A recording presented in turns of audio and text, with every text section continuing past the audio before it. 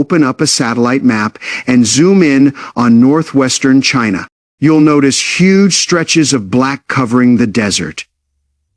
It is not an oil spill. It is not asphalt. They're solar panels. There are no smokestacks, no white plumes of smoke, no steam rising from cooling towers. Yet those black sheets of glass are quietly supplying electricity to millions of homes hundreds of miles away. It feels a little counterintuitive, doesn't it? We grew up believing that generating electricity meant loud machines, pollution, and massive industrial facilities. But something has been quietly changing. By the end of May 2026, China's total installed power generation capacity had surpassed 4 billion kilowatts. So what does 4 billion kilowatts actually mean? It is more than the combined installed capacity of the United States, the European Union, India, Japan, and Russia. And 60.5% of that capacity comes from renewable energy. That is 2.42 billion kilowatts. Those 2.42 billion kilowatts are roughly 1.2 times the total installed capacity of every power plant in the United States, across every type of generation. America has one of the most advanced power grids in the world. Yet all of its power plants combined still don't match the scale of China's renewable energy fleet. And none of this happened overnight. It was built step by step over the course of 2 decades. For the past 100 years, the basic idea behind electricity generation has been surprisingly simple: burn something. Burn coal, burn natural gas, burn oil. Heat water, create steam, spin a turbine, and electricity comes out. That model powered the entire industrial age. But it has one fatal weakness. Fuel costs money, and you have to keep buying it and keep transporting it. When the Russia-Ukraine war broke out in 2022, natural gas prices in Europe quadrupled within just a few months. Electricity prices in Germany and France briefly surged to more than 700 euros per megawatt-hour. Gas stations, supermarkets, factories, prices went up everywhere. You didn't do anything differently, yet your cost of living suddenly became much higher. You open your electricity bill and see the numbers climbing, but there is nothing you can do about it. That is because the natural gas used to generate your electricity is imported from somewhere else, and someone else decides what it costs. That is the hidden cost of generating electricity by burning fuel. You are always at the mercy of someone else, and you never know how much your fuel bill will go up next month. China's approach has been to change the rules of the game, to stop relying on burning fuel. Instead of buying fuel to make electricity, the goal is to use natural resources to make electricity. Imported fuel puts your energy supply in someone else's hands. But sunlight and wind are resources you already have. No one can cut them off, and no one can suddenly raise their price. What China has been doing is actually pretty straightforward. Building out 3 sources of power at the same time: solar, wind, and hydropower. Let's start with solar. By the first quarter of 2026, China's installed solar power capacity had reached 1.24 billion kilowatts. So what does that mean? In 2026, solar capacity is expected to surpass coal power for the very first time. By the end of the year, non-fossil energy is projected to account for about 63% of the country's total installed power capacity, while coal's share will have fallen from 61% in 2010 to around 31%. In just 16 years, coal and clean energy will have completely swapped places. How did that happen? The answer comes down to one thing: cost. By July 2026, the price of solar modules had fallen to just 0.68 to 0.75 yuan per watt. Back in 2010, they cost more than 20 yuan per watt. That is a 97% price drop in just 15 years. This wasn't some mysterious technological breakthrough. China built the world's largest solar manufacturing industry. Today, it accounts for about 96% of global polysilicon capacity, 96% of silicon wafer production, 91% of solar cell production, and 80% of module manufacturing. Massive scale simply crushed the cost. No matter which country you are in, if you are looking to buy solar panels, the lowest prices in the world come from China. In 2026, China's solar module exports exceeded 230 billion yuan. In the first quarter of 2026, more than 80% of the solar modules imported by the United States came from China or Chinese-owned factories in Southeast Asia. If you are a small solar installer in Europe or the US, every day you open your purchasing software, the prices you are looking at are quoted by Chinese manufacturers. Other people may not be able to determine your costs, but Chinese factories can. That is not politics. That is simply what the numbers in the ledger say. What China is doing can be summed up in three things: building out solar, wind, and hydropower at the same time. Let's start with solar. In the first quarter of 2026, China's installed solar power capacity had already reached 1.24 billion kilowatts. So what does that actually mean? In 2026, China's solar power capacity is expected to surpass coal power capacity for the first time ever. By the end of the year, non-fossil energy sources are projected to account for around 63% of the country's total installed power capacity. While coal's share will have fallen from 61% in 2010 to around 31%. In just 16 years, coal and clean energy have completely switched positions. How did this happen? Two words: cost reduction. By July 2026, solar module prices had dropped to just $0.1 to $0.11 per watt. How much did they cost back in 2010? Around $3 per watt. In 15 years, prices fell by 97%. This wasn't because of some mysterious technological breakthrough. The real reason was that China built the world's largest solar manufacturing industry from polysilicon and silicon wafers to solar cells and finished modules. China now accounts for roughly 96% of global polysilicon capacity, 96% of silicon wafer production, 91% of solar cell production, and 80% of solar module manufacturing capacity. By using massive scale, China forced costs down to levels the industry had never seen before. No matter which country you are in, if you want to buy solar panels, the cheapest supply in the world is coming from China. In 2026, China's solar module exports exceeded $34 billion. In the first quarter of 2026, more than 80% of the solar modules imported by the United States came from China or Chinese-owned factories in Southeast Asia. If you are a small solar installer in Europe or the United States, every day when you open your purchasing software, the prices you see are the prices quoted by Chinese manufacturers.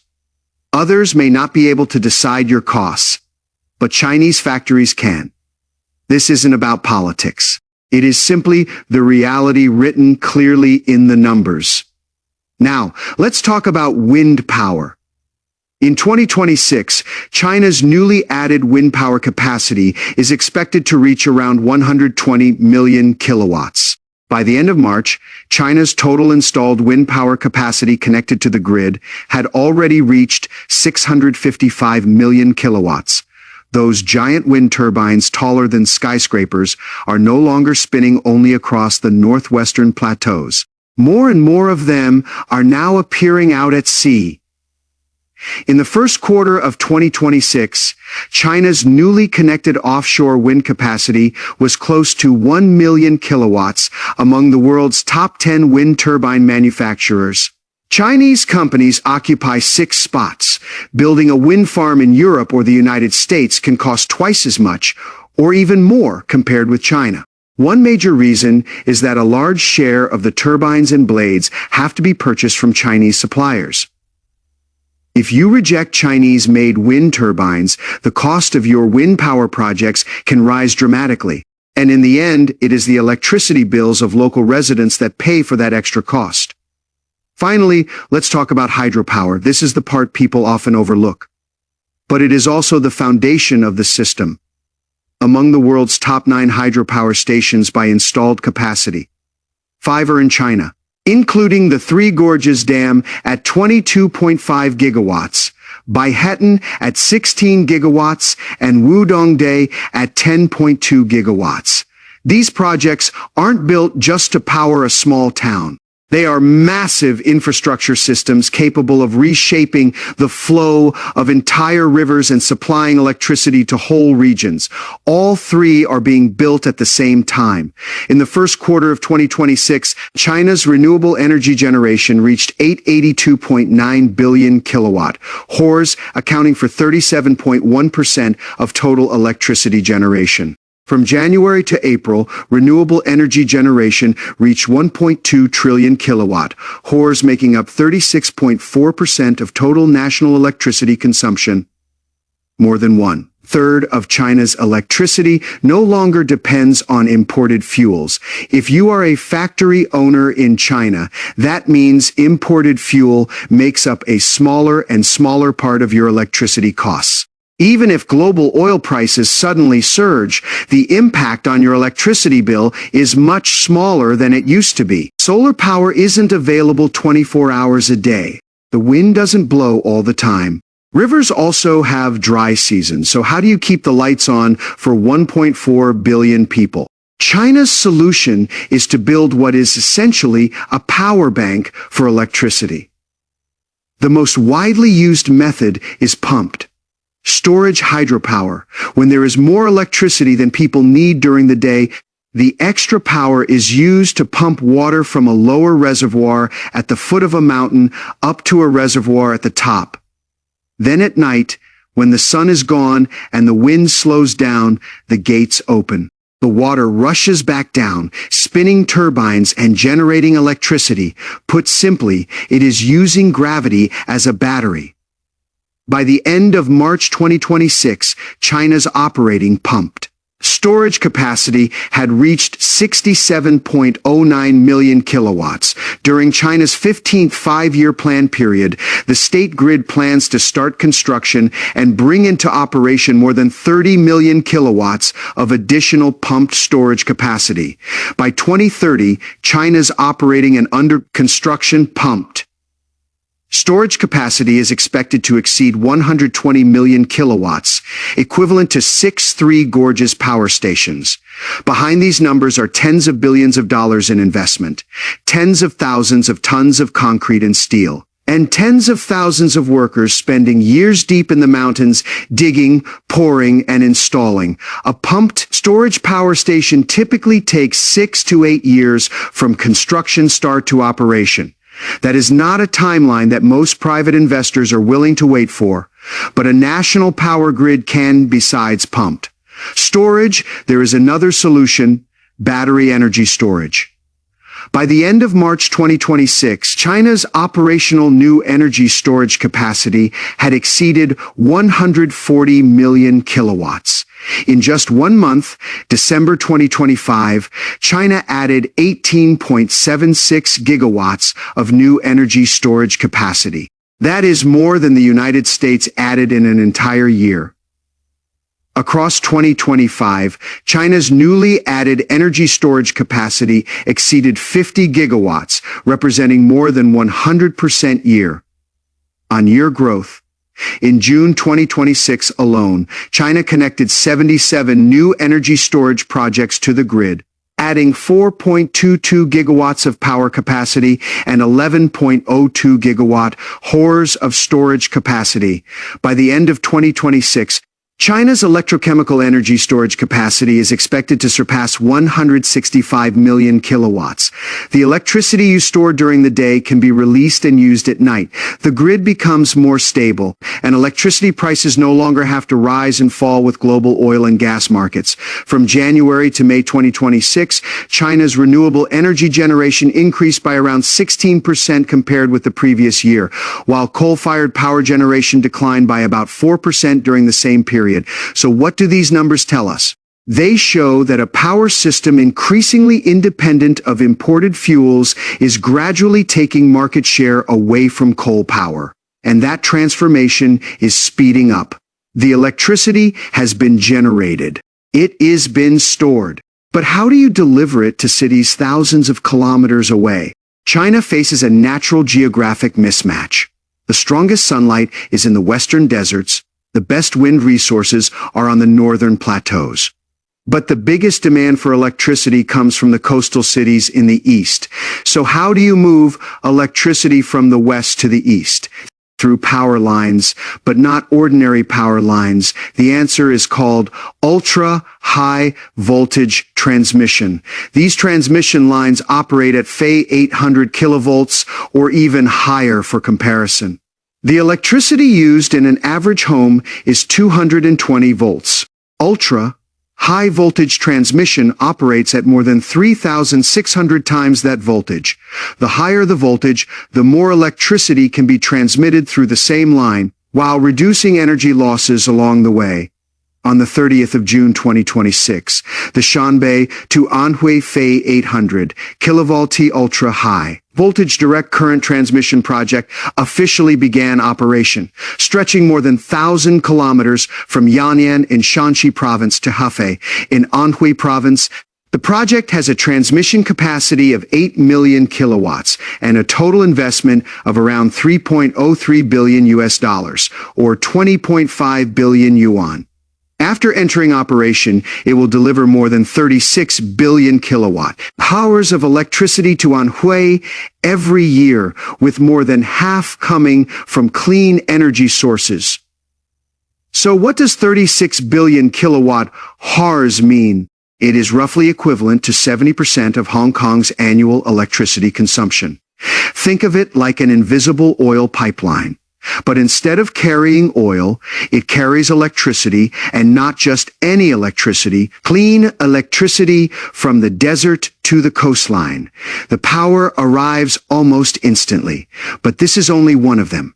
Today, China's state grid has already built 43 ultra-high voltage projects, including 22 AC transmission lines and 21 DC transmission lines, with a cross-regional and cross-provincial power transmission capacity exceeding 380 million kilowatts across the country, a total of 47 ultra-high voltage transmission corridors have already been completed and put into operation. These are not ordinary power lines, they are massive electricity highways, specially designed to move power thousands of kilometers with extremely low transmission losses, from the desert all the way to the coast. The path is clear. In 2026, the first year of China's 15th five-year plan, the state grid is expected to add more than 100 million kilowatts of new cross-regional and cross-provincial power transmission capacity. Once all of these transmission corridors are fully operational, China's total west to east electricity transmission capacity will exceed 500 million kilowatts. If you stand on the Gobi Desert in Gansu and look into the distance, you'll see rows of silver transmission towers stretching eastward, one after another, all the way beyond the horizon. The electricity flowing through those towers might be the very power lighting up the phone in your hand. Over the past 15 years, the price of renewable energy equipment worldwide has collapsed. Back in 2000, solar panels cost nearly $5 per watt. Today, the price is below 10 cents per watt, a 98% drop, and the vast majority of that price decline has been driven by Chinese manufacturing. In the first quarter of 2026, China's solar module exports grew 18% year-on-year in US dollar terms and 15% in yuan terms against the backdrop of rising global trade tensions. This growth reveals one simple fact: no matter how many tariffs are added, the market still chooses the most affordable option. In 2024, the United States passed the Inflation Reduction Act, providing massive subsidies for solar manufacturing in an effort to bring production capacity back home. But even by the first half of 2026, the utilization rate of U.S. domestic solar module production capacity remained below 60%. The reason is simple. Even after subsidies are included, solar modules made in the United States still cost 20 to 30% more than imported Chinese products. Europe's situation is even more straightforward in the first quarter of 2026. Solar modules imported from China accounted for more than 70% of Europe's total solar module imports. The European Commission launched an anti-dumping investigation into Chinese solar products in 2025. But 6 months later, the pace of the investigation quietly slowed down. The reason was pressure from local installers. If tariffs were placed on Chinese solar modules, their project costs would immediately rise by around 30%, meaning many small and medium-sized solar companies could be pushed out of business. A German solar installer might tell you this. In July 2026, he could purchase solar modules at 0.07 euros per watt. But buying the same specification from a European manufacturer would cost 0.11 euros per watt. That is a difference of 4 euro cents per watt for a 10 kilowatt rooftop solar system that adds up to a 400 euro difference for ordinary households. That gap can directly determine whether solar power is affordable or not. This is the real position of Chinese manufacturing in the global energy transition. It is not that others want to buy Chinese products. In many cases, they have to, because the numbers simply don't work if they buy elsewhere. Of course, there are not only benefits. A 1 million kilowatt solar farm can require around 20,000 to 30,000 mu of land. A desert may seem like empty land, but that doesn't mean it has no ecosystem. The biological crust on the surface, rare plants, and the insects and small animals that depend on them can take decades or even centuries to recover once they are removed. Take the 1 million kilowatt solar base in Hami, Xinjiang, for example. It covers nearly 40,000 mu of land, which is roughly equivalent to 3,700 football fields. Just a few years ago, this area was open Gobi Desert. Today, it is covered with rows of black solar panels. The idea is to grow grass underneath the panels and use that grass to raise sheep, what is called solar power plus livestock farming. But in reality, not many projects fully adopt this model because the management costs are much higher than people expect. Water is another challenge. Solar panels need to be cleaned, but deserts are already regions where water is scarce. Although robotic cleaning technologies are being developed, large-scale solar farms still consume a significant amount of water every year. For example, the annual cleaning water demand of the photovoltaic base in Ningxia's Tengger Desert is roughly equivalent to the yearly storage capacity of a small reservoir.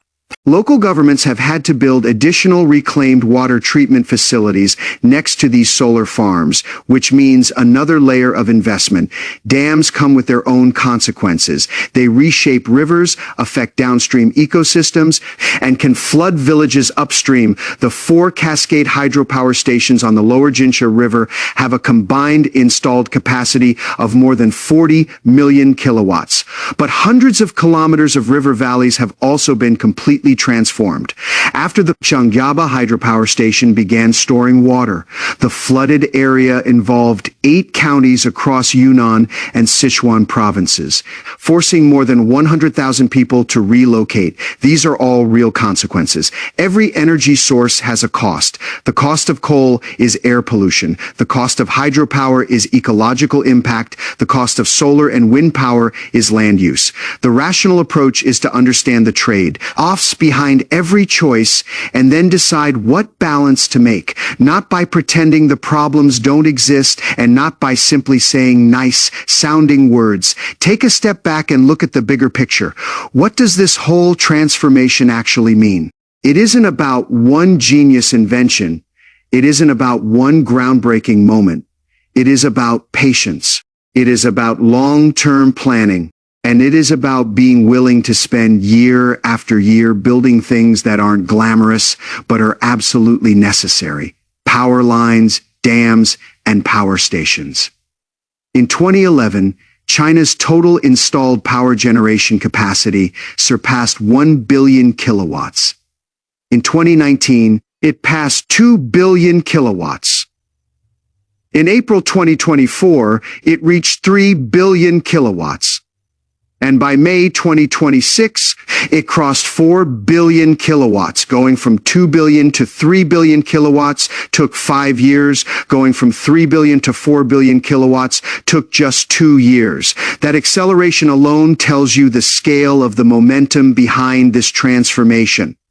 In the first quarter of 2026, China's newly added renewable energy capacity reached 58.93 million kilowatts, accounting for 70% of all newly added power capacity. In other words, for every 10 units of new electricity generation capacity added, 7 come from sources that don't require burning fuel. When deserts are covered with black solar panels, mountains are lined with wind turbines, and satellites can clearly capture the scale of it from space, the energy transition is no longer just a plan. It is already nearing completion. China has been willing to spend 2 decades and invest trillions of yuan to build a power system that does not depend on imported fuels. Watching this system grow from nothing into a massive nationwide network has been a slow, gradual process.